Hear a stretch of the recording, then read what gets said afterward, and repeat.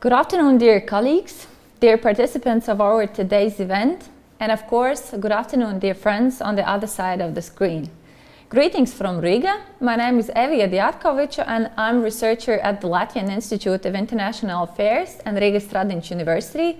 And it is my great pleasure to welcome you all at our today's event devoted to the presentation, discussion, and also reflection upon our latest study, which assesses how have we, the Baltic and Nordic neighbors of Belarus, responded to the crisis that unfolded in the country right after the presidential elections of 2020 so far, and what can we do more, and possibly what can we do more together, on the one hand to stop the brutality of the regime, the brutal crackdown, and of course on the other hand to help Belarusians in their effort to start a new page in the country's history. Well, and in this context, it is quite important to note that at least for us, the Balts, such aspirations are actually very well known, very familiar. As little as 30 years ago, our people were similarly ready to manifest on the street their intention to break away from the grip of the Soviet Union and to step on the pathway to independence, democracy, and prosperity. But well, back then, societal engagement was not an ultimate aspect of success. In the early 1990s, Western support was instrumental for democratization process. Well, and our Nordic countries, our Nordic neighbors played a key role in this. In the case of Belarus, it seems that the Western community is somewhat more hesitant or maybe incapable to offer some tangible support or maybe simply lacks political will to do so, which likely hampers success of Belarusian people.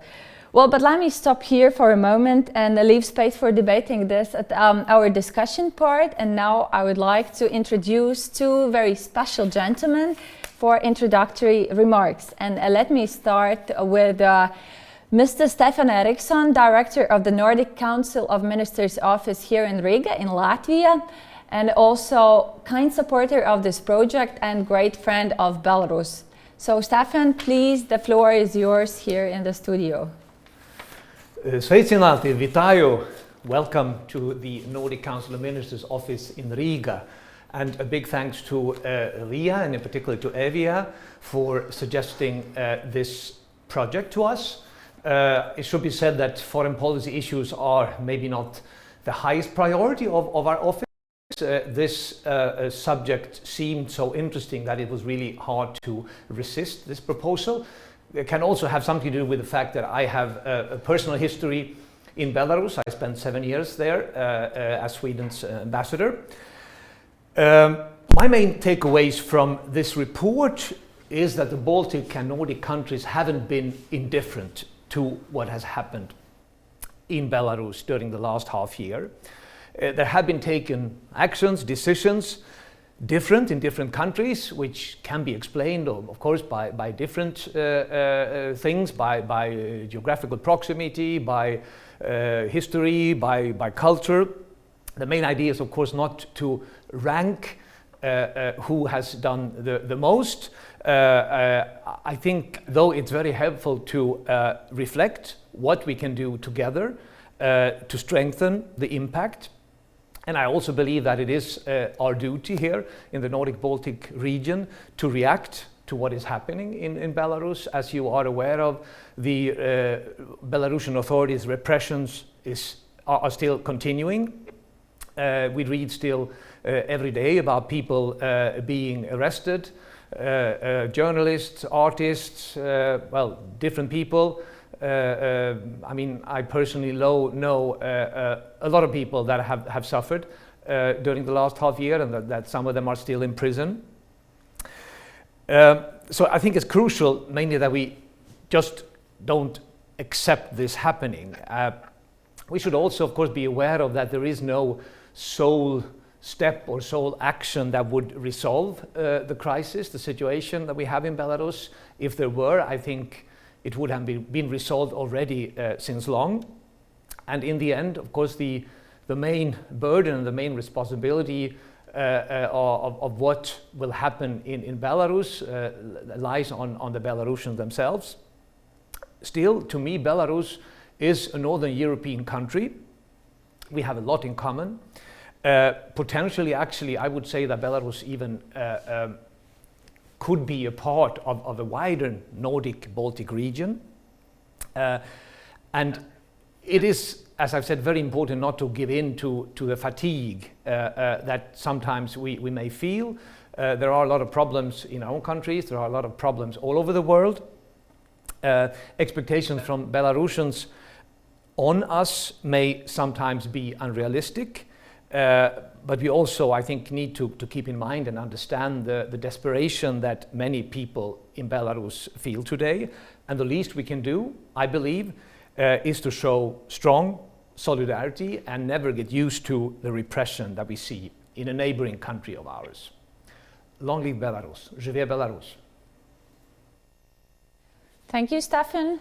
And now I would like to give a virtual floor, or actually virtual microphone, to Mr. Andris Sprūds, Director of the Latvian Institute of International Affairs and Professor at Riga Stradiņš University. Please, Andris. Evija, thank you so much. And of course, ladies and gentlemen, dear colleagues and friends, good afternoon and welcome everyone. I guess we are, of course, here to discuss diverse converging regional responses to the post-election developments in Belarus. What we see and what we experience in Belarus is a political crisis, it's a democratic aspirations, it's brutal violence, and it's autocratic power grab. But of course, we can also say that developments in Belarus have important implications for all of us, for the neighbors and for the region. And already, as Ambassador Stefan Eriksson was saying, I mean, events in Belarus have also touched upon hearts and minds of our own societies. There is a resonance of what's going on in our neighborhood within our own societies, within our own countries. In general, I think we can say that the crisis has undermined the hopes that we can engage with autocrats and gradually somehow turn them into the democrats. And of course, this publication deals primarily with initial Baltic and Nordic reactions, but certainly it implicitly and also explicitly raises even more fundamental questions. How we can deal, how we can proceed with repressive autocratic regimes in the neighborhood, and not only in the neighborhood, also beyond the neighborhood. So I would add that this is a very timely, very important comparative publication and event. Certainly, we are very happy to partner with the Nordic Council of Ministers office in Latvia. Many thanks personally to the Director Ambassador Stefan Eriksson for seeing this as an important, for seeing important also how in the region we respond, what are our diverse and in many regards also converging responses. We are also very grateful to a distinguished set of authors and distinguished set of speakers has joined us in the process and also today. So from my side and on behalf of the Institute, on behalf of the partners, I can wish a dynamic and insightful debate today. And certainly we should keep the issue of regional responses to fundamental challenges in our own neighborhood among societies which we also care about on our political and research agenda. So wishing a very dynamic and productive debate today. And back floor to you, Evija. Okay, thank you very much, Andris and Stefan as well for your actually very relevant comments. And before we proceed, I think a few words about our today's agenda also are needed. So we'll start with a brief presentation of the main research outcomes, and then we will proceed with expert debate. And today, actually, we have gathered the full spectrum, let's say, of experts. We have academic representation, we have policymakers, and we have policy implementators. And let's hope that we will have also opposition of Belarus here with us today. And so in the discussion part, I kindly encourage our audience to pose questions to our distinguished guests. And for doing so, you should use a Slido application. And so you can see the entrance password, entrance key in your screen, in the corner of your screen. So great, it seems that also Franak has joined us. So indeed, we have representation of Belarusian opposition as well. So thank you for that. And at this point, I would like to introduce all our distinguished guests of today. And let me start one by one. So we have today Mr. Ramūnas Vilpišauskas. And he's Jean Monnet Chair Professor at the Institute of International Relations and Political Science at Vilnius University. And I should uncover that Ramūnas is also co-author of the study, and he covered a chapter on Lithuania. So, hello, Ramūnas. Then we have Mr. Hans Wallmark. And Hans, he's a Swedish parliamentarian, and he's actually recently former president of the Nordic Council, which is a parliamentarian dimension of the Nordic cooperation platform. And so he has been closely engaged in the Nordic-Baltic cooperation. Hello, Hans. Hello. Then we have Mr. Andžejs Viļumsons, representing Latvian side, Latvian Ministry of Foreign Affairs, and he's director of the First Bilateral Relations Department, and he's a person directly and permanently working with bilateral relations of Latvia and Belarus. So thank you for joining. And last but not least, we have Mr. Franak Viačorka, and he's senior advisor to Sviatlana Tsikhanouskaya, the leader of Belarusian opposition. And in many ways, I guess I can say that Franak has been engaged in a Belarusian opposition for a couple of years already. And maybe using this opportunity, I would like to promote his documentary, which I accidentally recently found on YouTube, called Lesson of Belarusian. And the movie, the documentary, illustrates events happening in Belarus during the presidential election 2006 and gives very personal insights on the brutality of the regime already back then. And actually, we can see many parallels with the situation, with the current situation. So that's my advice for later tonight or today evening. And gentlemen, already thank you very much for joining me today, and let's hope we have a great event together. And now, without further ado, I would like to proceed with a kind of presentation or a listing of main outcomes, main conclusions of our research that we are debating today. So this is what we found out. Let's start with the Baltic countries. It seems that the Baltic countries, Lithuania in particular, but also Latvia, as the most immediate neighbors to Belarus and also economically most engaged and therefore most independent with Belarus, can be fairly called sort of front runners or pace setters of Europe's collective response to the crisis, at least in the initial stage.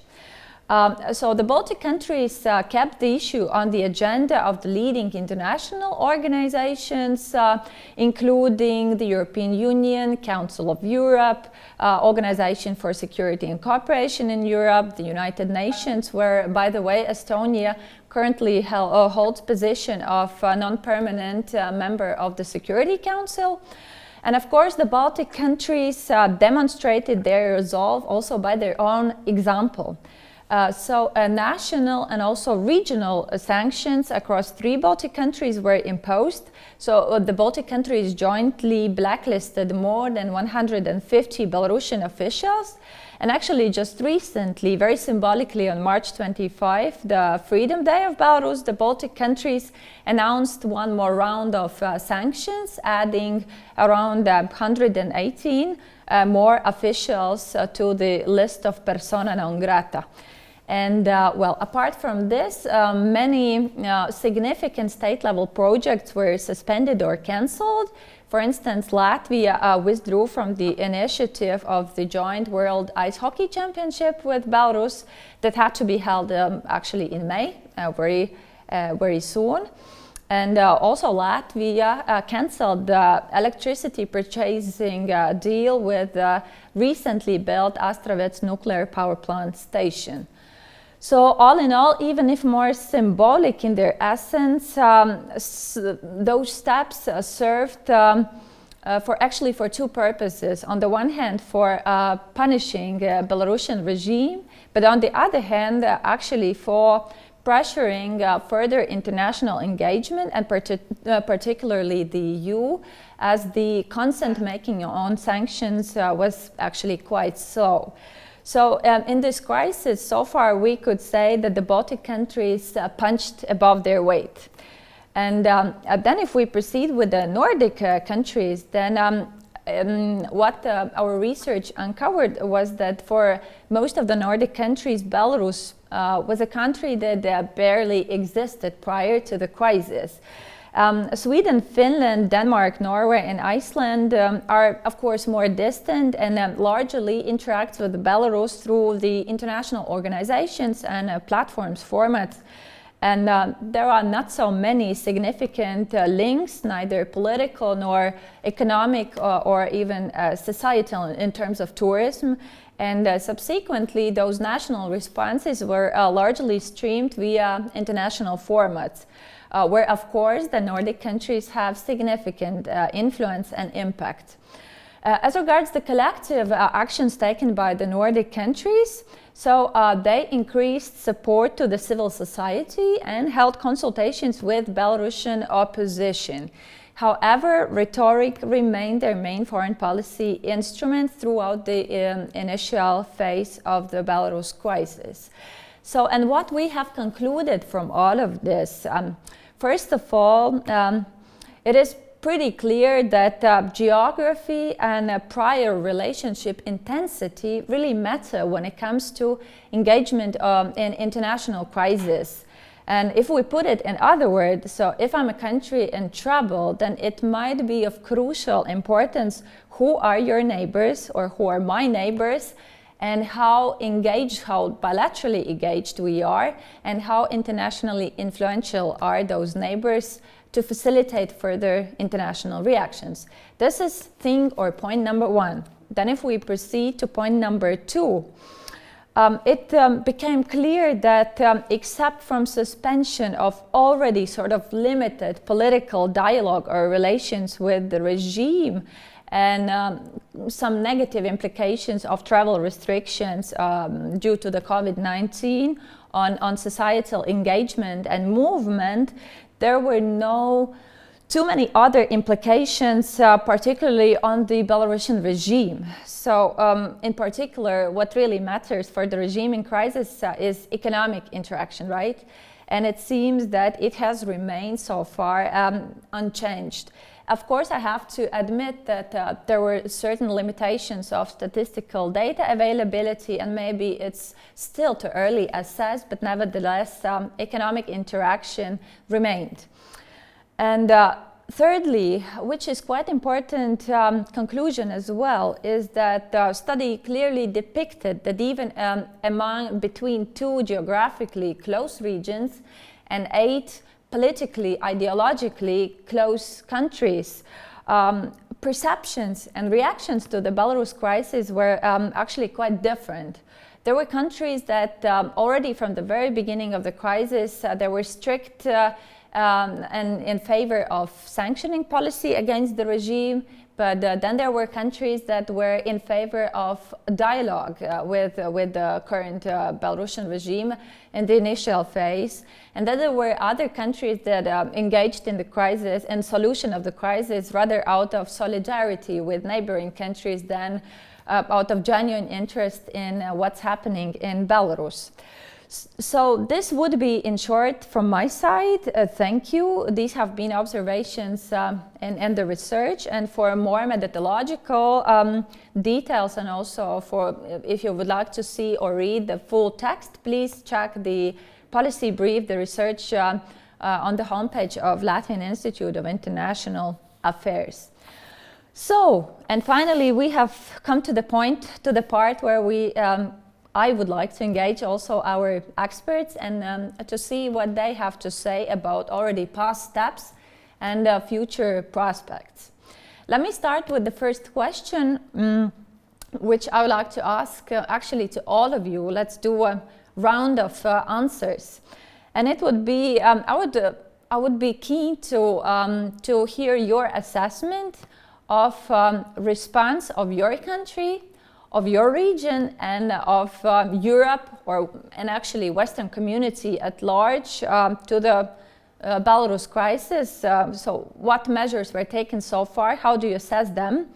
And let me start with the most immediate neighbors, and let us start probably with Lithuania, as Lithuania can be fairly called really a pace setter, hosting leaders of opposition, urging for sanctions, and doing much more. So Ramūnas, could you please comment, how do you see from your perspective what has been done so far on those 3 levels?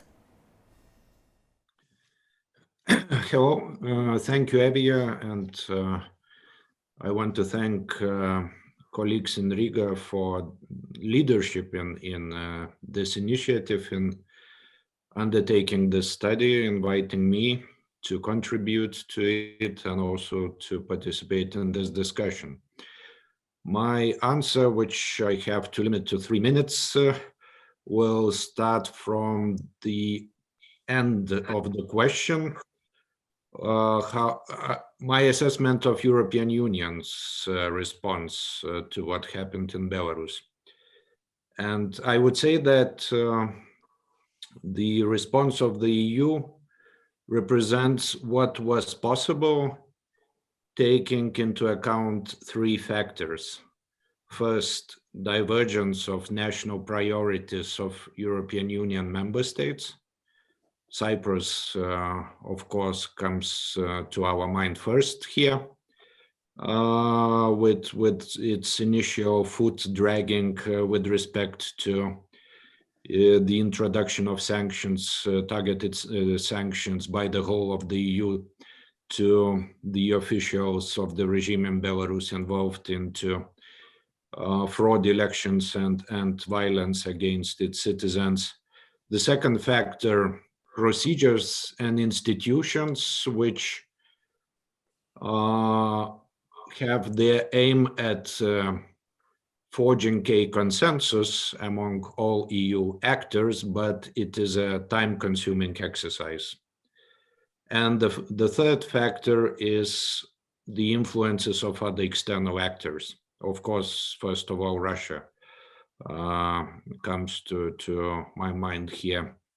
So having in mind these three factors, I would say what took place in the last half a year or a bit more was what was possible to do. But what was possible on behalf of the EU does not equal what was desirable by some of its member states, first of all, Baltic states, and especially Lithuania. In Lithuania, reaction was quick. Well, first of all, there was an offer to mediate between opposition and ruling elites in Belarus. There was an offer to mediate between ruling elites in Belarus and the EU. There were various positive incentives offered. First, when it turned out that there is no dialogue, no meaningful dialogue in Minsk, then of course Lithuania turned to sanctions policy and parallel support to democratic activists, hosting them in Lithuania, providing facilitated entry, and so on. All these measures are described in the study, so I won't go into them. So Lithuania was indeed fast and comprehensive in its response, and it was trying to involve other regional neighbors, first of all, Latvia and Estonia, and Poland, often acting together with Poland, sometimes with some other EU member states, for example, Romania, sometimes together with Poland and Ukraine. So these, I would say, were the most important features of Lithuania's response, and often this turned into a regional response of all three Baltic states, or Baltic plus response, as I would call it. Was this sufficient? I don't think so. If we apply a standard of ideal, desirable response, no. But if we see how EU reacted, I think it was quite okay. I'll stop here. Okay, thank you, Ramūnas. Yes, desirable and actual responses and things sometimes differ indeed. But now let's proceed with Mr. Andžejs. It seems that Latvia has changed its stance vis-a-vis Belarus quite significantly, considering actually a decade of lively political and economic interaction. So how would you comment the responses from your perspective and possibly from the inside of the system, right? Thank you. With pleasure. As indeed, as you said, I'm one of these persons who are permanently dealing with Belarus. I came to Riga from Brussels in September, kind of in the middle of the crisis, when I started in the Minsk, and since that, I think that 70% of my time, I'm responsible for a whole former Soviet space, but indeed, like 75% of my time, I have to deal with issues related to the Belarus, and it's very natural because it's important neighbor of ours, and as you said, there have been pretty intensive relations between the neighbors, and there have been ups and downs. If we go back before 2015, the relations were not the best and the perfect. I think the turning moment was Crimea and occupation of Crimea and the stabilization of Donbas. And afterwards, the policies that Lukashenko implemented in a balanced way, we have to give, if we go back to their history, we have to give credit for what he did in 2015. In not siding with Russia, not recognizing occupation of Crimea, and helping to mediate with the Minsk talks. I think that was the moment when EU and US changed its policy towards Belarus. I think in that context should also Latvia's policy be seen since 2015. Obviously, the changing moment for our policies was fraudulent elections and most importantly, the violence against demonstrators. I was a few weeks ago in Moscow with consultations with our Russian partners, and we obviously discussed Belarus as one of the important questions. We are both neighbors and I'm both interested in stability. And obviously we were also urged our Russian partners to talk to the Belarusian civic society.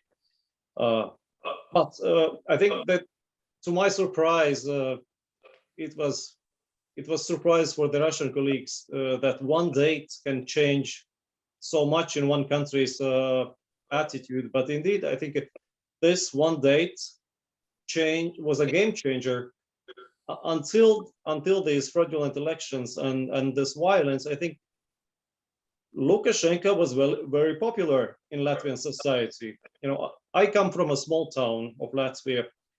I think, you know, in general, he was very popular, but I think he lost this popularity and support in the Latvian society in one day or over the night. So obviously the government policy had to change.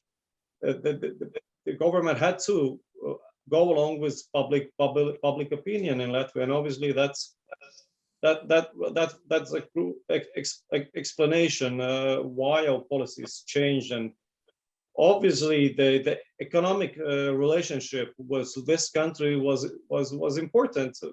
The trade between neighbors is always important. Your neighbor is always one of your most important economic partner. Be it Russia, be it Belarus, whoever is your neighbor, it's very important in your economic relationship. But I think that the turning moment was, and this moment, and governments recognized that yes, trade is trade, economics are economics, but you cannot have a predictable and stable economic relationship with an actor who is not predictable and who is unstable and is being controlled by manipulative third power. So that was the moment. But if you could briefly just summarize in one sentence, so how would you what's your assessment of taken measures? Are they sufficient? They're not? They were timely? Or just some brief comment about the essence, right? You provided us the historic background, which is valid and relevant. But I think Ramūnas was very much correct. I think we as EU, we did what we could do. In general, I would say that the reaction was fast and appropriate on political terms. There are nuances that we can talk about, but you know, sanctions, more stronger sanctions, I'm ready to go on this deeper. But I think in general, it was timely reaction, and the reaction that was possible, considering the limits that our Lithuanian colleague mentioned, and considering the role of Russia. Thank you. Okay. So let me proceed with another question to my Baltic colleagues before we go ahead with the rest of participants. Andžejs already touched upon the underlying motives of the, let's say, turning of relations with Belarus. You mentioned public opinion that has shifted. But what about the, let's say, values underlying the response? Let me put it a bit differently and provide a bit of context. So, well, all in all, it seems that Lithuania and Latvia were actually very active if compared to other regions and other players in Belarus crisis. And seemingly, those countries pursued values-based foreign policy, which is not necessarily directly linked to the public opinion, right?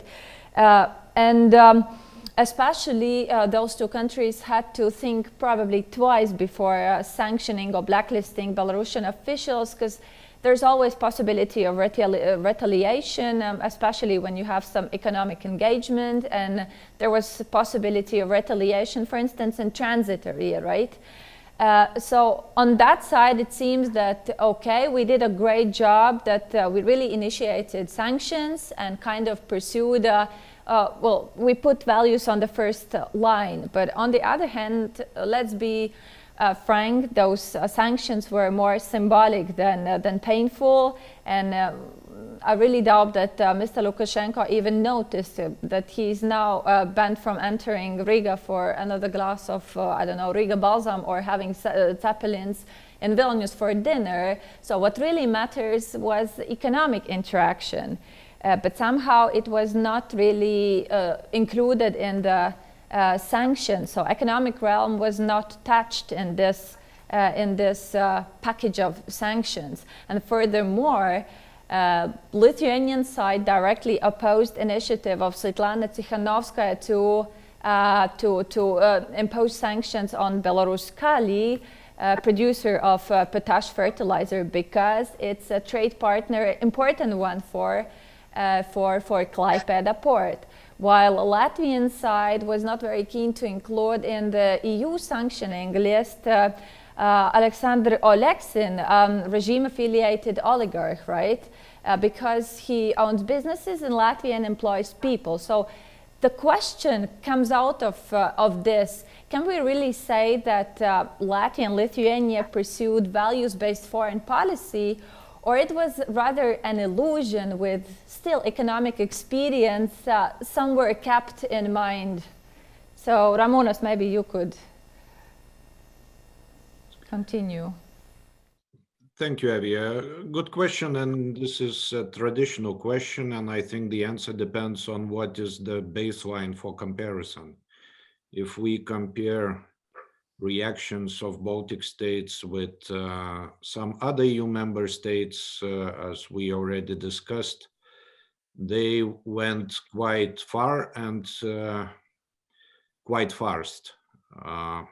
Actually, some sanctions included also economic entities such as spa in Druskininkai, small resort town, which is very popular among people, citizens of Belarus, including actually officials, part of the ruling elite. So I think it would not be totally correct to say that there were no economic transactions affected, and it is not without the reason that Alexander Lukashenko was publicly threatening a number of times in September, October last year to close the border with Lithuania entirely, to close border with Poland, to redirect all transit from Klaipėda to other ports.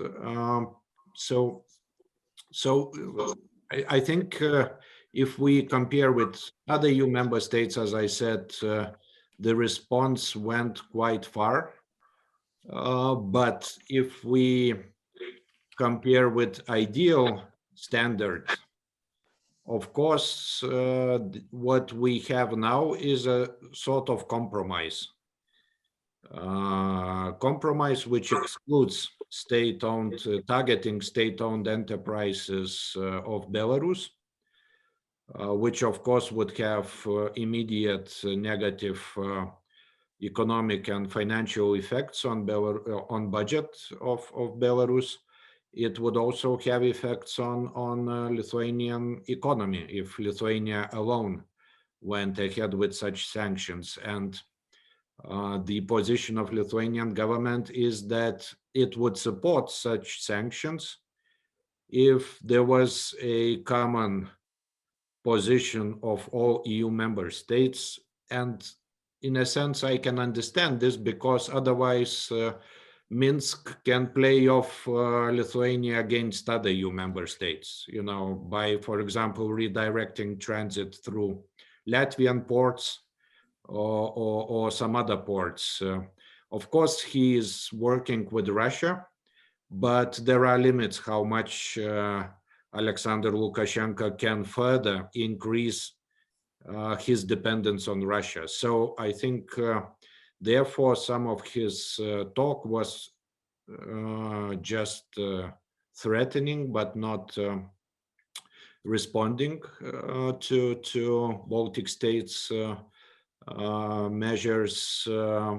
But I do agree that what we have is a compromise, which leaves space for further actions if there is no improvement in Minsk.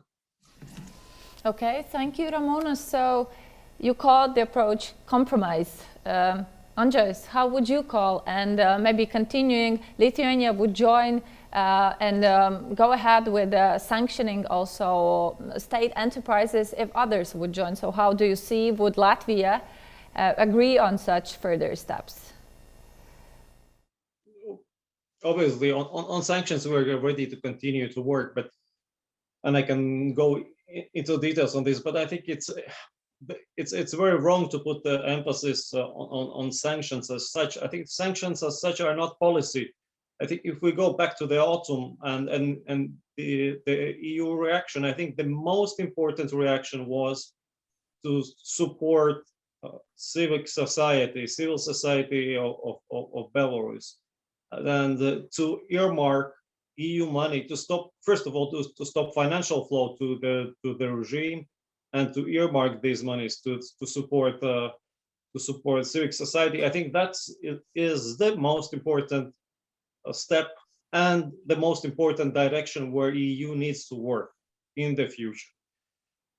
Speaking on sanctions, there are limits what sanctions can do, and I would be skeptical that sanctions can change Lukashenko's policy. They didn't change his policies in the previous rounds of sanctions. As long as he receives support from Russia, he will always have a chance to survive. Whatever we do, we can apply economic sanctions. We can sanction businessmen. We can sanction oligarchs. We can go even further and adapt something like we do have right now against Russia for Ukraine, Eastern Ukraine. We can apply sectorial sanctions against certain areas of Belarusian economy, like fertilizer companies, against the oil production companies. The question is that we need to keep in mind what we will achieve with this. How big is the risk that we're gonna push Belarus as a country deeper into Russian hands? How big is the risk that we gonna damage the economic situation of normal, regular people on Belarusian streets? I would be happy also to hear Franak's opinion on this, because I think countries like Lithuania, Latvia, and Poland will survive. We are part of the bigger organization. That the transit is not so huge. The transit in overall transit that we have, transit from Belarus accounts to about 25% from all the transit that goes through Latvia is transit related from Belarus. From all the cargoes that we receive is also about like 30%. It's important, but it's not huge, and our country will not go down because of this. But we have to. I think we have to look also geopolitically at what we want to achieve and what we can achieve. Andžejs, I will, sorry for interruption, I will stop you here. Indeed, we will ask maybe afterwards Franak how he sees from his perspective if economic sanctions would help or they would rather harm. And geopolitical implications we will discuss a bit later. But for now, thank you. Let's proceed also with others in the first round of questions, and then let's elaborate a bit more. So Hans, it's time for you to assess from the perspective of Sweden, of the Nordic countries, and Europe at large, what have been done initially. Hans, I think you have turned off your camera. You're back. Great. So please. Well, thank you. Let me answer this question in different capacities. First, as a Swede, I must say that from a Swedish perspective, Belarus is quite far away, especially if you compare it with Estonia, Latvia, and Lithuania. We have other historical and also economically and emotional ties with Estonia, Latvia, and Lithuania than we have with Belarus. So for the Swedish public, what's happening now in Belarus is very much media driven. So when we see things in media, you have the coverings, you have the photos, you have reports about this, what's happening in the jails, the rapings, then Swedes want to see some reaction. And one good example of that is you mentioned the ice hockey game. As you probably know, Sweden is a very good ice hockey nation, so we really look forward to this game.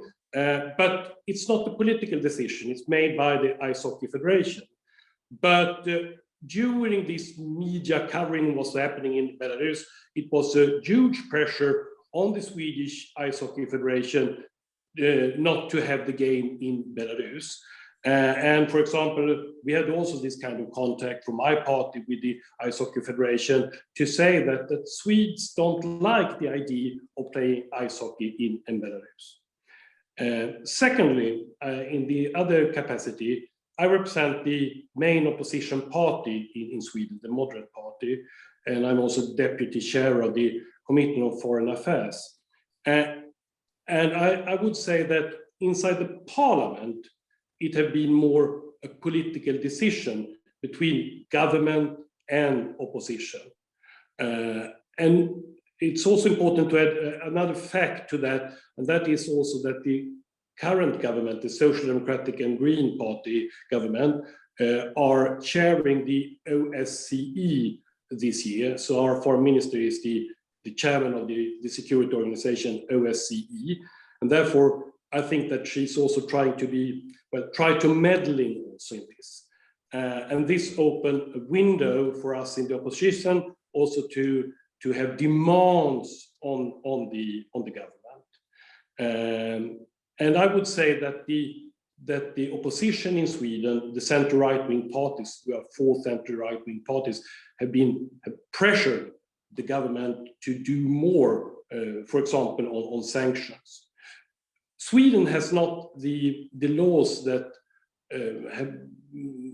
that we have the same ability as I understand that the 3 Baltic states has, though that we have no national Magnitsky law. And therefore we work with sanctions not as a single country, but inside the whole European family, so together with all the other in the European Union. So it has been that we have made from the opposition pressure on the government, and the government have well, in those kind of discussions inside the EU, also pressured for sanctions.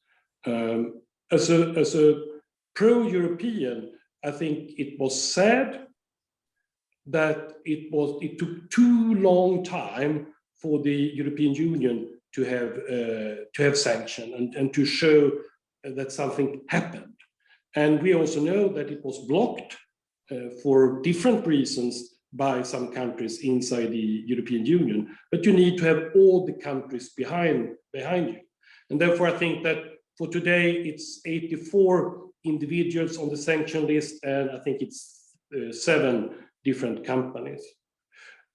Thirdly, in my third capacity, and you mentioned I was the former president of the Nordic Council. I'm also chairman of the 3rd biggest party group inside the Nordic Council, the Conservative Group. And I would say that as in the Nordic Council, we have had lots of exchange with especially the Baltic friends about what's happening in Belarus, because I would say that especially Lithuania is very much our ears and eyes to what's happening in Belarus. But we have also had meetings between the Nordic Council and Sviatlana Tsikhanouskaya and others. The Conservative group has also a very good and special relation with our sister party, Lithuania, and also with the new former Minister Gabrielius Landsbergis. And I would also say that the former Minister of Foreign Affairs, Linas Linkevich, is also quite popular in Sweden, has good contacts both with the opposition and with the current government. So what I'm saying, to boiling down, is that for us in Sweden, the Baltic states are very much front runners for us, and I would say especially Lithuania. So we have good contacts with our colleagues in Lithuania, the government to the government, but also opposition to the opposition. Well, not opposition, but opposition to Gabrielius Landsbergis. So for us, it's very important to have that, but also to say, and this is important, from a Swedish and a Nordic perspective, Belarus is quite far away. We had a very good ambassador in Belarus, in Stefan Eriksson, and I would say that Belarus has also, the people of Belarus and the culture of Belarus had a very good ambassador in Sweden, in Stefan Eriksson also. But it's, you need that kind of voices in Sweden, as Stefan Eriksson is. So this is my picture of the Swedish and Nordic relations vis-à-vis Belarus.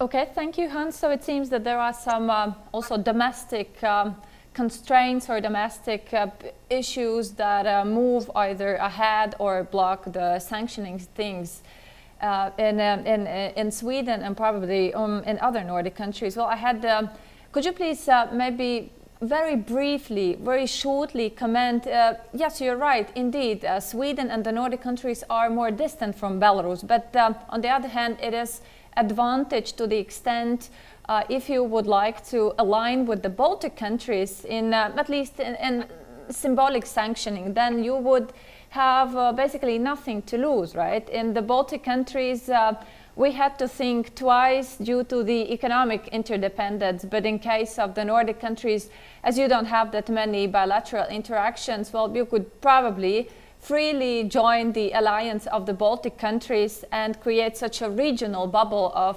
symbolic sanctions. So why didn't the Nordic countries do that so far? Well, firstly, I think, well, at least when it comes to Sweden, we don't have that legal structure that we do that. We do sanctions inside international organizations such as United Nations or the European Union. So we don't do that solitarily. We don't do it by ourselves. Not even with 2 or 3 other countries. But saying that, what the Baltic states have done have been an argument for especially the opposition to press the current government to do things inside the European Union. But you're perfectly right. Sweden and the other Nordic countries has a very low price to pay to do these kind of sanctions. But also to mention, we use this kind of sanction regime quite seldom, and as I said, we do it always inside international bodies such as the European Union and United Nations. Okay, thank you. So you have chosen a different approach, let me put it that way. Finally, we have got to Franak as well, and Franak, the same question actually goes to you, but let me put it a bit different. So I'm sure that right after the crisis in Belarus erupted, you had some, Belarusians and also the Coordination Council probably had some expectations in respect to the potential responses and level of engagement of international society, and including the neighboring countries and also neighboring regions. So could you please comment to what extent those expectations have materialized so far? Thank you so much, and thank you for having me and hosting such a discussion. I must say that we didn't expect such response neither from Nordic nor Baltic countries. It's spectacular, and we were really impressed and shocked. The first country Sviatlana went from Belarus was Lithuania. The first leaders she has met were Scandinavian leaders. Almost all the leaders of all Scandinavian, Nordic and Baltic states have met Sviatlana Tsikhanouskaya team and herself. And I'm really impressed how strong this response and quick this response was. I must say that this first goal, legitimization of new majority of Belarusians and delegitimization of corrupted government, it was fulfilled to 100%. And first of all, thanks to this quick and important response. Right now, we have built ties with governments of the countries, and after first initial symbolic meetings with Sviatlana, we already developed the strategy of work with each of discussed countries. For example, with Sweden, we work directly on the OSCE track, and it seems that we are lucky to have such troika at OSCE, Albania, Poland, Sweden, which all of these countries are very involved in the Belarus situation, and Sweden not just involved, but they know how to deal with it because they have experience of many years of supporting Belarus. And Sweden also gives example to the entire Europe how Belarus can be bipartisan, multi-partisan policy, because I think in Sweden there is no division in terms of approaching Belarus. And I think many other European countries has the same, and I think we have to stick with this policy and to make that Belarus is unifying countries, parties, different forces, and that Belarus is success story. And what I wanted to pass again and repeat again, that Belarus can be success story of Europe, of Nordic countries, of Baltic countries as well. We are very close to the victory, but since we chose this peaceful, non-violent form of resistance, we can't finish, we can't prevail without support from outside. It's always, dilemma. Of course, there are many Belarusians who call for resistance, and they're ready for more aggressive resistance to the occupation, which really happened to Belarus. But we are trying to keep this nonviolent discipline, culture, and I think this is why we have such support also among Baltic Nordic countries, and this is why we also expect a bigger involvement. And this is why we repeat about sanctions. I will come back to sanctions question. So when Sweden is about OSCE, Estonia helped us a lot with United Nations Security Council. Both meetings were huge thing for Belarus and for our cause. And we found out at these meetings who are our allies and who are not yet allies.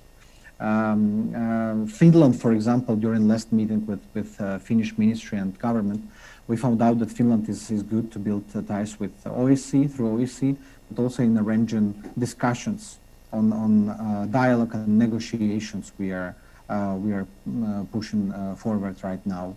And now about challenges. We don't have much tools, as someone has mentioned here. Belarus is very dependent on Russia, 50% of trade. The second is Ukraine, and the whole trade with the European Union is about 20%. And also there is no much economic connection, political, diplomatic connection. So we have very limited leverage, but we still can use it. What we can discuss, how to increase efficiency of sanctions and how to increase efficiency of assistance. And this is where we have enough space. Regarding assistance, I will start with the easier thing. The problem is that this assistance that is provided or promised by different governments, it still doesn't reach people on the ground. Unfortunately not. I think authorities made sure that all these funds, support for media, journalists, activists, are staying somewhere in the bureaucratic mechanisms. It's very difficult to bring funds to Belarus. Many people cannot pay their fines, their homes are confiscated, their cars are confiscated. So basically the support supposed to help Belarusians is not felt yet there. And what we have to think, how to change the way we work with Belarus. Non-conventional situation needs a non-conventional solution. To illustrate, EU support for small medium enterprise goes through the European Bank of Reconstruction and Development, but unfortunately, companies repressed or closed by government cannot apply for this help. Only those who have registration in Belarus, license to work, can expect this support. And this is the problem of bureaucracy, of rules, of standards. Support this aid supposed to help repressed businesses, but in fact suppressed businesses are eliminated from this. And this is about other spheres as well. We have to think together, to brainstorm separately, how to make assistance efficiently and how to prioritize. Right now we see the huge attack on media, both new emerging media and traditional media, on journalists, on human rights defenders, on lawyers, of course on students. And I think we have to shape this assistance in the way to help the most vulnerable group. And the sanctions, the most difficult topic. Why they need? Can I have 1 minute? Franak, my point was that we will come back to the what can we do, so basically also the sanctioning topic in the next question. So if I may, I will interrupt you here, so let's say start a new round and then you can express yourself further on sanctions and next steps to be taken. So indeed, you just mentioned that this is a quotation that we are close to victory.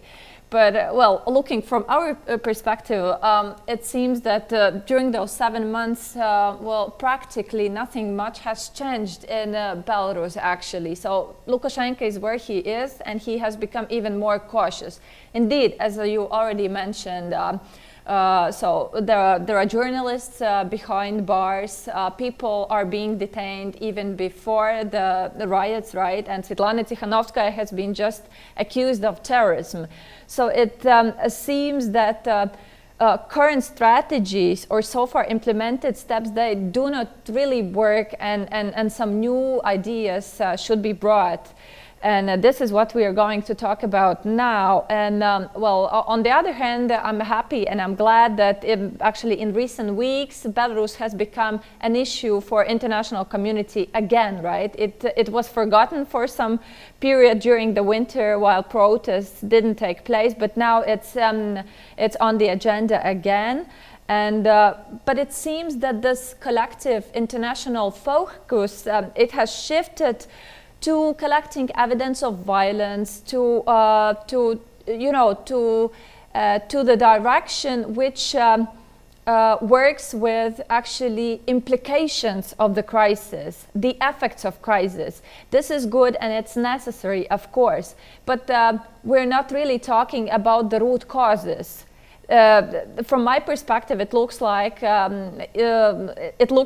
prescribing, painkillers for treatment of cancer, right? We're doing something, but probably not with a cancer, but with effects, so it's relevant to ask what could we do differently, or what could we do more individually as a Baltic states and Nordic states, and maybe together in order to help achieve some tangible effects on the regime, right, on the root cause. And maybe how Nordic Baltic platform could be used more effectively in this regard.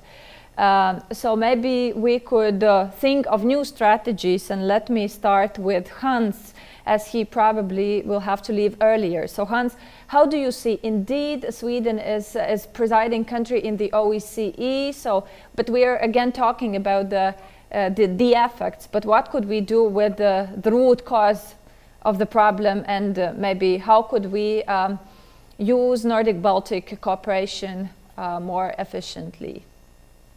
Well, the problem is that Lukashenko is a dictator, and he's supported by Russia. So you have, unfortunately, lots of similarities to see between Venezuela and Belarus. So the time is the best ally for the dictator. So I think it's important that we create and uphold this pressure, the political pressure on Lukashenko, on Belarus, but we must also, unfortunately understand that his power is also guaranteed by Russia. And we have one more dimension, which we have not mentioned yet, but it's also the security and the defense dimension, because this is a thing that we talk quite a lot about. And I had a NATO meeting. Well, we are not NATO members yet, but I had a meeting with Brussels earlier today, and this is something that they have on the monitors, the defense and security dimension of what's happening in Belarus. And at the same time, we hear this kind of potential noise also from Ukraine with a new threat from Russia, not only Russia's war in eastern Ukraine, but maybe new and bigger battles and struggles. So, I think that the best thing is to have this international pressure, and at the same time, as Franak mentioned, from a Swedish perspective, also try to use OSSE as a meddler. And one of the demands that we have from the Swedish opposition on the Swedish government to press inside the OSCE is to try to have new, fair and democratic election, hopefully this year. But it's hard to see if it's going to be so. But we try to have the pressure, and others need to also have pressure, so we can have the kind of international, monitoring what's happening in Belarus.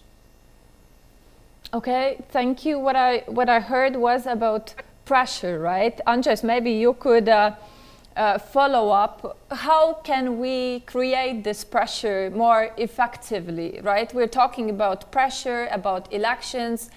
Yes, indeed, we need it, but how to reach it? Obviously, it's as someone in the beginning said, there is no sole solution for this. We have to apply both pressures, psychological pressure that we have done already right now from the EU. I think I come back to my first point. I think it's important. Our main effort should be directed towards supporting the civic society, supporting people like those who are pushed out of the Belarus with intention from Lukashenko's side to marginalize them. So I think EU needs to add more money. These 30 million are not enough. When we need to find ways, as Franak said, to find the ways of more efficient ways how to provide this assistance to civil society. I think we need to think about people-to-people contacts. I think our strategy should be long-term strategy. There will be no quick fixes, as I agree with concept. Neither Lukashenko nor Russia will be interested in fast and democratic processes. So this is one point on support to civic society and people-to-people contacts. Secondly, obviously we have to continue with sanctions. Obviously, I think in autumn EU as such was not prepared. We have not had, to invent smart sanctions that doesn't hurt you, but hurts your opponent. It takes months to prepare. So I think there is room. I will just mention one. We should think about sectorial sanctions that will hurt Belarus regime more than EU. And one way, for example, is to restrict investment. Like we restricted EU investment and US investment in critical sectors in Russia, in oil and gas exploration areas, and limited financial flows to Russian banks. The same could be done also in Belarus. This will not immediately hurt EU economies, but it will increase pressure on Belarusian economy and Lukashenko's economy, on his money-producing sectors in the future. So why don't we, agree to forbid EU investment, for example, in potash sector, in oil refineries, in agriculture sectors, future investments, future money. This will be a strong signal to Lukashenko, but will not hurt immediately EU. I will not say everything, because obviously we are listened also by Belarusian KGB right now. And I just say that, they have to understand that we are working and we are preparing, and that our economic ties will not be the factor. Thank you. Ramūnas, yes? Ramūnas, what would be your suggestions for next step, and maybe still a bit about Nordic-Baltic cooperation enhancement? Thank you. I would say that more of the same probably is most feasible and most likely scenario, because there isn't much more that the EU or Baltic states together with Nordic states can do. Just I know that the saying more of the same usually has negative connotations, but in this case I see positive meaning in terms of maintaining attention, political attention of the whole European Union to the situation in Belarus, because indeed for autocracies, for ruling elites in such regimes as Belarus, time is usually a very important factor, because time means opposition activists get tired. They simply experience too much suffering, psychological, material, and other types of suffering. So I think, those priorities of supporting democratic activists and also having in mind additional sanctions which would spill over into particular sectors, as Andžejs mentioned, I think are most likely and probably the only directions. And here I think Baltic states could continue taking the lead, and I think Nordic countries could further support them, maybe even more support them inside forums such as the EU, OSCE, UN, and others, because that's how common action, common decisions and actions are taken. So that would be my answer. And I would also note that we should be realistic in our expectations, so that we are not disappointed too quickly. And what I mean is that any authoritarian regime is not easy to change. Even in cases where ruling political elites are supporting political and institutional reforms, I have in mind Georgia, Ukraine, we see immense difficulties in implementing those reforms. In Ukraine, especially in the economic area, where oligarchic influences are still very strong, and most reforms are half implemented only. So, and EU's influence is also limited usually abroad, especially when it does not offer membership perspective. So we should have this in mind, so that we don't get disappointed too fast ourselves as well. So I would say more of the same in the future, and the most important thing is to be the ones who maintain European Union's political attention to the situation in Belarus. Thank you, Ramūnas. Well, not much of enthusiasm was in the previous two answers. So, Franak, how does it look from your perspective, what our colleagues just offered?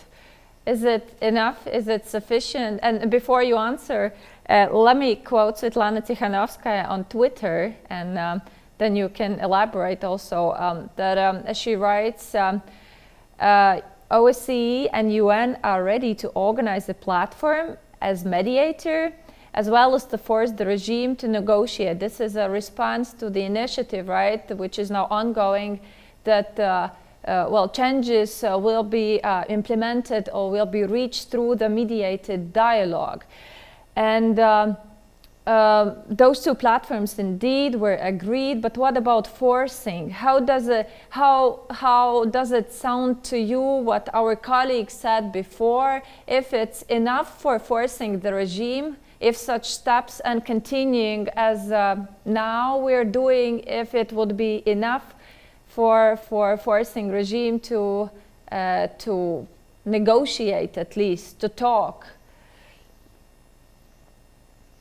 I think we don't use the all opportunities and the resources we have, and I think international organizations and community can do much more, but it's an issue of political will, of course, priorities second, and media attention, because the politics today is media driven, and we see that after we changed the formats of the rallies in order to save people's lives to more decentralized, to smaller marches, the attention to Belarus decreased, and the speed of support of doing things for Belarus decreased significantly, many times. And we want to change this policy from image-driven to values-driven, because this media image-driven policy towards Belarus, it doesn't lead to real results, because we see that Belarusians still support the changes. We see how system is rotten from inside. I disagree that we don't see significant changes in Belarus. You know, people, former high officials are calling us.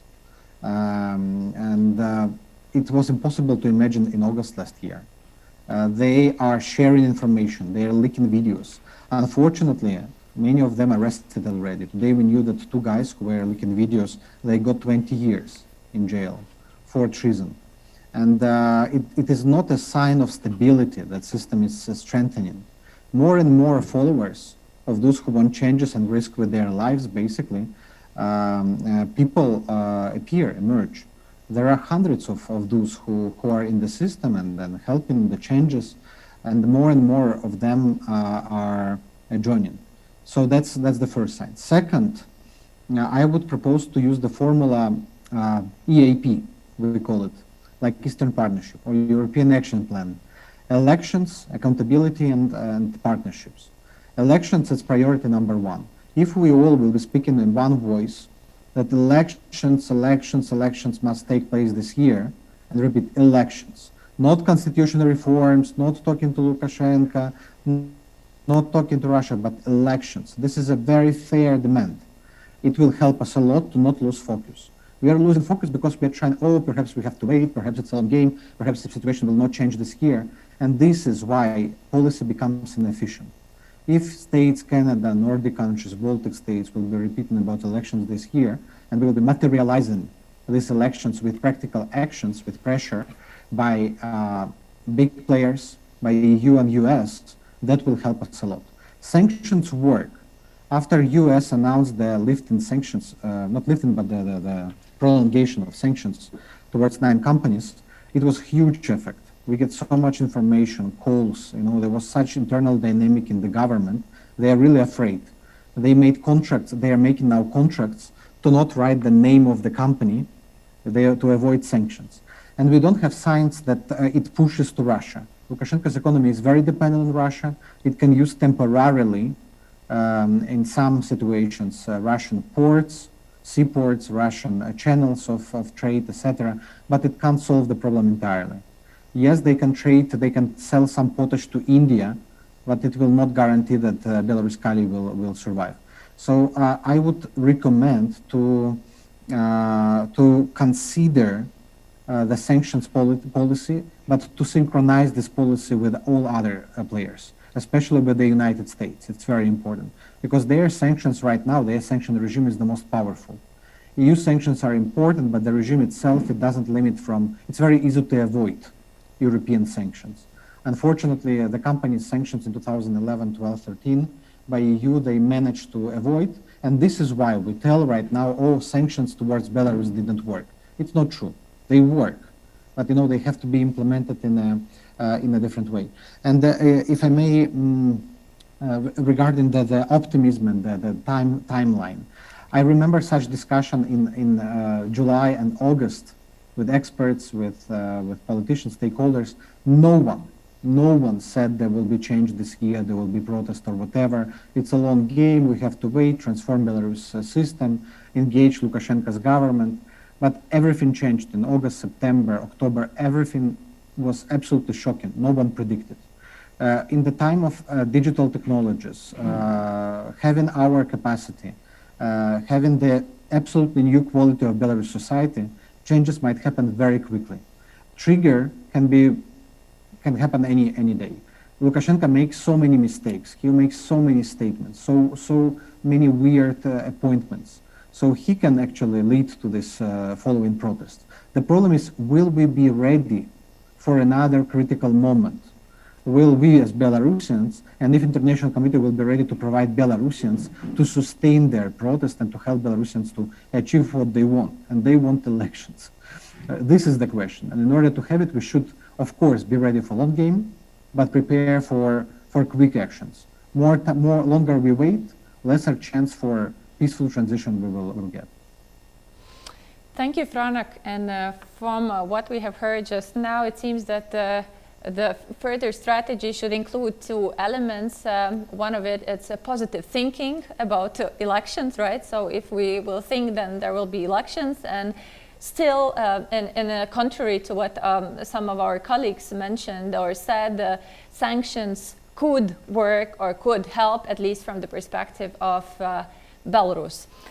And actually, we're slowly running out of time, but let's let us discuss the very final question, and let's extend our debate a bit to the geopolitical aspect and geopolitical platform. And as already mentioned by I guess all of you, Russia is a key factor in success of Belarusians in coming months or maybe years.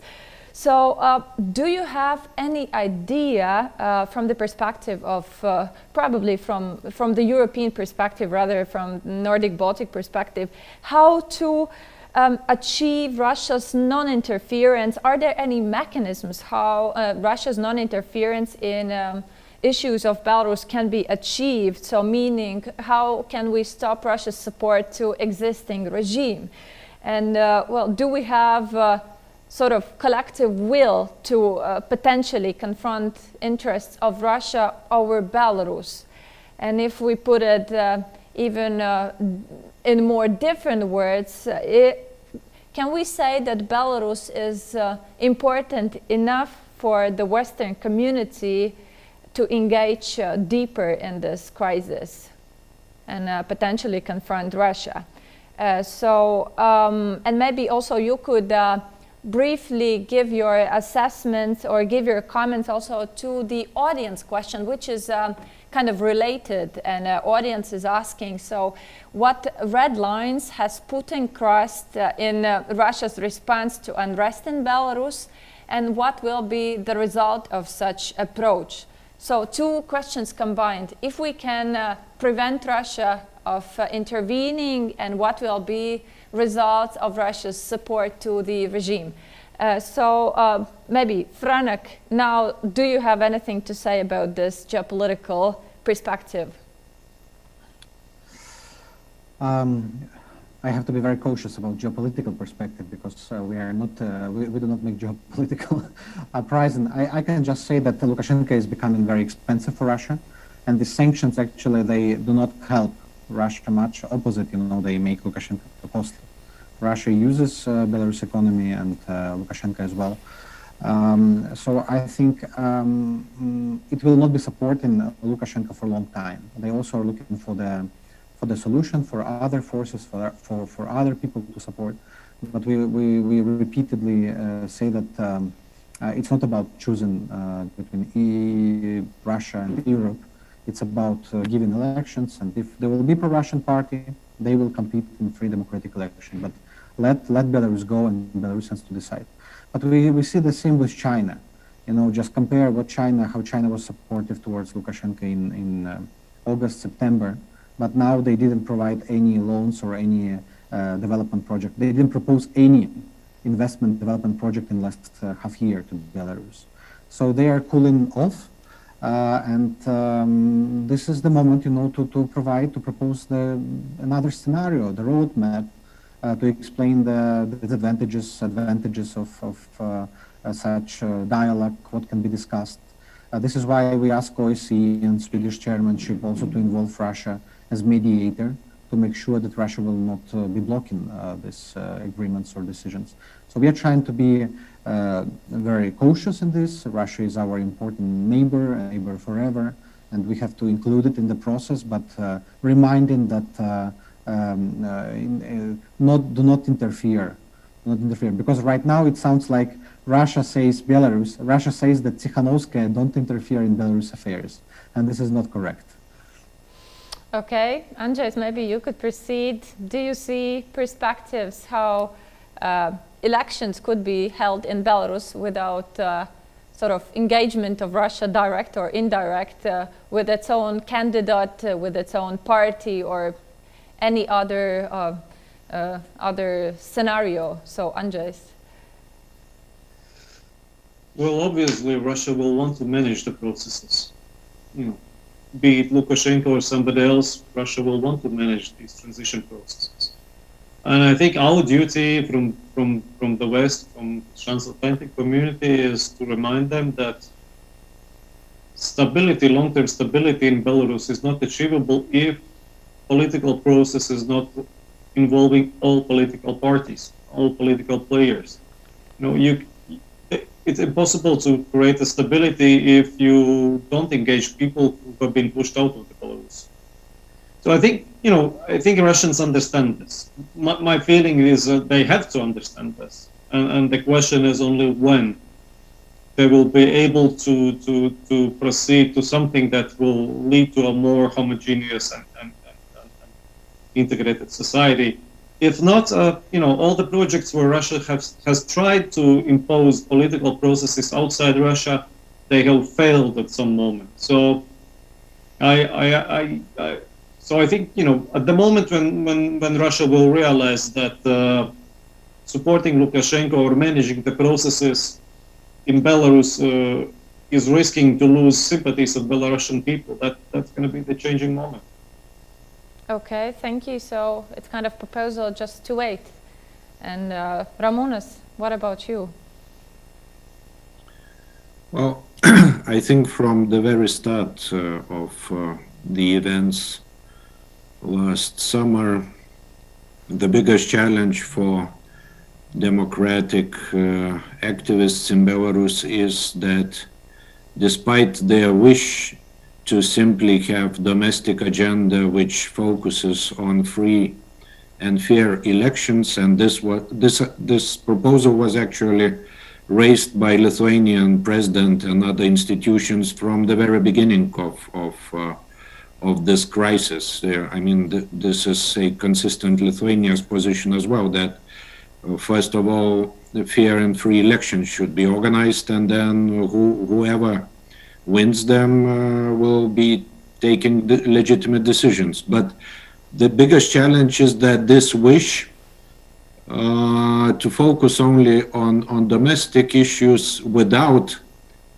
touching on geopolitics is unrealistic. Such a change has clear geopolitical implications, at least as seen from the side of Russian authorities. In Moscow, I think the understanding of regime change, and I mean introduction of free and fair elections, leads to regime change, at least politically. is seen as something that might be repeated in Russia soon, and might threaten ruling regime in Moscow. So, and that's just one though very important reason why it's impossible not to speak about geopolitics. And I think this is the biggest challenge, maybe even the biggest tragedy of democratic movement in Belarus. There was no such a case where autocratic regime would be supporting democratic reforms in its neighborhood. When we speak about post-Soviet area, I think early 90s was a very short-lived exception, unfortunately, when Moscow, but it was more or less democratic, Moscow was supporting reforms in neighboring countries. So I think this is unfortunately the main dilemma, and Russia has been and continues to interfere. EU cannot do much, just be more consistent in terms of well, its position that it's up to people in Belarus to decide how they want to live. I mean, that's the main should be the main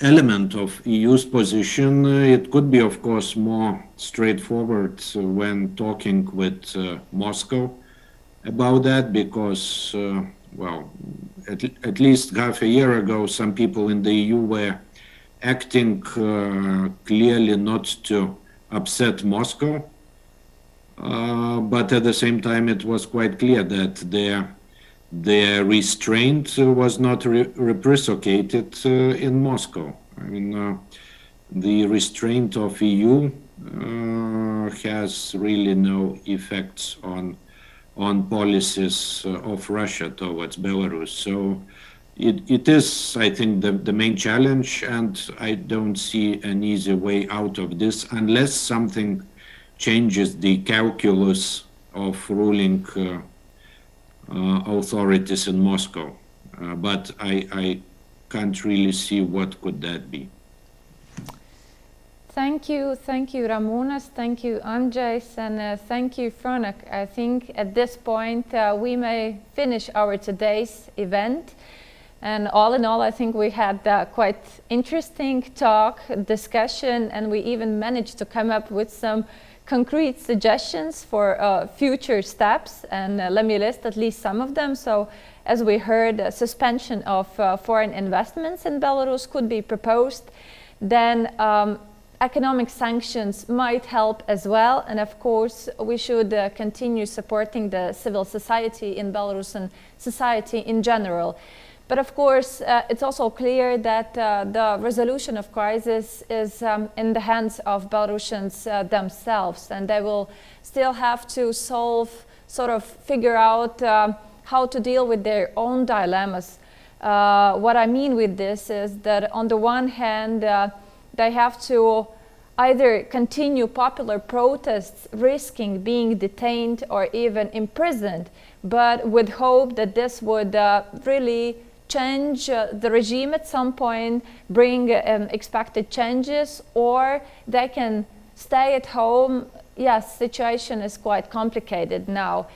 But on that side, being on the safe side, well, it means that the regime could last even longer.